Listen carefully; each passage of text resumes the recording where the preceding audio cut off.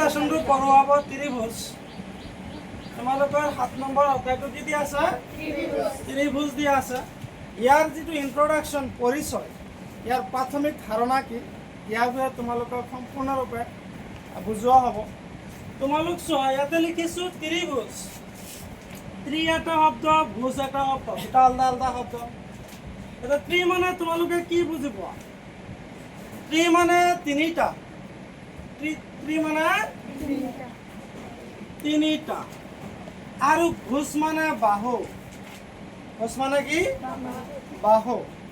অৰ্থাৎ ত্ৰিভুজ হ'ল তিনিটা বাহুৰে আগুৰা এটা সমতল চিত্ৰ বা বন্ধ চিত্ৰ।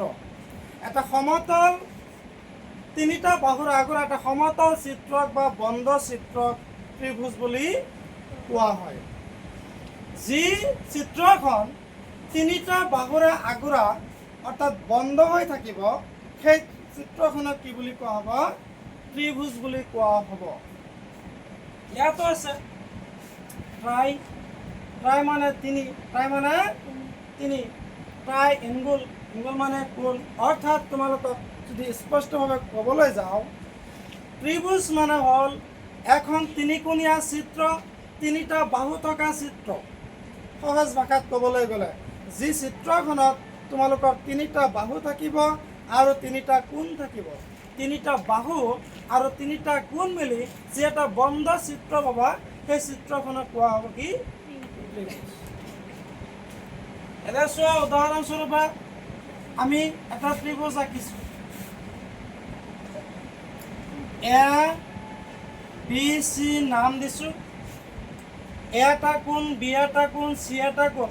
এই চিত্ৰখনত তিনিটা কোণ আছে আৰু তিনিটা বাহু আছে। এ বি এটা বাহু, বি চি এটা বাহু, এ চি বা চি এটা বাহু। তিনিটা বাহু পাইছে। এই তিনিটা বাহু মিলি আৰু তিনিটা কোণ মিলি ত্ৰিভুজটো গঠন হৈছে। তোমালোকে জানা যে এটা ত্ৰিভুজত তিনিটা কোণ থাকে আৰু সেই তিনিটা কোণৰ যোগফল কিমান? 180 ডিগ্ৰী। সদায় মনত ৰাখিবা এই কথাটো যে এটা ত্ৰিভুজৰ তিনিটা কোণ থাকে আৰু তিনিটা কোণ যোগ কৰিলে মাপ সদায় 180 ডিগ্ৰী হ'ব। তুমি যিকোনো চাইজৰ, যিকোনো তুমি আকাৰত ত্ৰিভুজ নাকা কিয়, তিনিটা কোণ যোগ কৰিলে ত্ৰিভুজৰ তিনিটা কোণৰ মাপ বা যোগফল 180 ডিগ্ৰী হ'ব। তুমি ইয়াতে বহি আছা, তিনিটা কোণ যোগ কৰিছা ত্ৰিভুজ এটা, 180 ডিগ্ৰী হ'ব। ঘৰত গৈছা, ত্ৰিভুজ এটা আঁকিছা, তিনিটা কোণ যোগ কৰিছা, যোগফল 180 ডিগ্ৰী হ'ব। তুমি পৃথিৱীৰ যি জেগাতেই নোযোৱা কিয়, ত্ৰিভুজ এটা তিনিটা কোণ যোগ কৰিলে তাৰ যোগফল কিমান হ'ব? 180 ডিগ্ৰী হ'ব। কথাটো মনত ৰাখিবা। এতিয়া এই যে ত্ৰিভুজ, ত্ৰিভুজ মুঠ 6 প্ৰকাৰ। ত্ৰিভুজ মুঠ 6 প্ৰকাৰ। বাহু হিচাপে ত্ৰিভুজ 3 প্ৰকাৰ। বাহু হিচাপে ত্ৰিভুজ 3 প্ৰকাৰ। বাহু হিচাপে ত্ৰিভুজ কেই প্ৰকাৰ? 3 প্ৰকাৰ। এই 3 প্ৰকাৰ ত্ৰিভুজ কি কি বাহু হিচাপে মই তোমালোকক দেখাই দিছোঁ। বাহু হিচাপে ত্ৰিভুজ কেই প্ৰকাৰ পালা? 3 প্ৰকাৰ পালা। তাৰ এটা হৈছে সমবাহু ত্ৰিভুজ। কি ত্ৰিভুজ? সমবাহু ত্ৰিভুজ। 2 নম্বৰ সমদ্বিবাহু ত্ৰিভুজ। সমদ্বিবাহু ত্ৰিভুজ। আৰু 3 নম্বৰ হ'ব বিষমবাহু ত্ৰিভুজ। এই 3 প্ৰকাৰ ত্ৰিভুজ তোমালোক বাহু হিচাপে পালা। সমবাহু ত্ৰিভুজনো কি? আমি প্ৰথম অৱস্থাত তোমালোকক এই সমবাহু ত্ৰিভুজটোৰ বিষয়ে কিছু কথা ক'ম।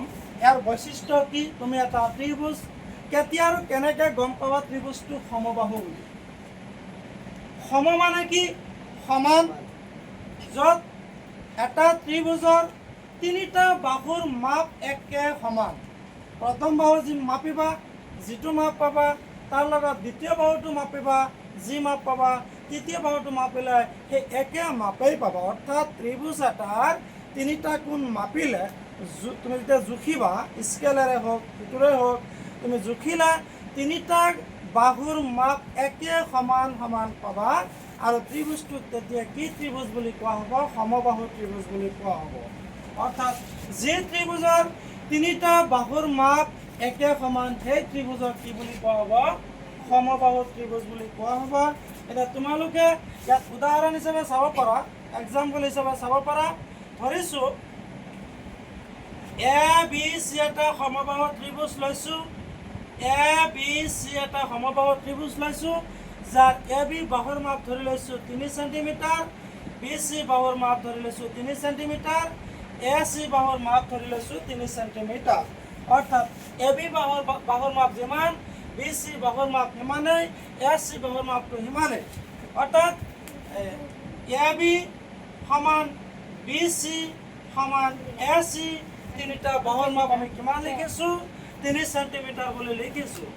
A B B C A C তিনিটা সমান হৈ থকাৰ কাৰণে এই এ বি চি ত্ৰিভুজখনক সমবাহু ত্ৰিভুজ বুলি কোৱা হৈছে। সদায় মনত ৰাখিবা সহজ ভাষাত যে যি ত্ৰিভুজত তিনিটা কোণৰ মাপ একে সমান হৈ থাকিব ত্ৰিভুজটোৰ নাম কি হ'ব? সমবাহু ত্ৰিভুজ হ'ব। বুজি পাইছা? তাৰপিছত নেক্সট সমদ্বিবাহু ত্ৰিভুজ। এইবাৰ হ'ব সমদ্বিবাহু ত্ৰিভুজ।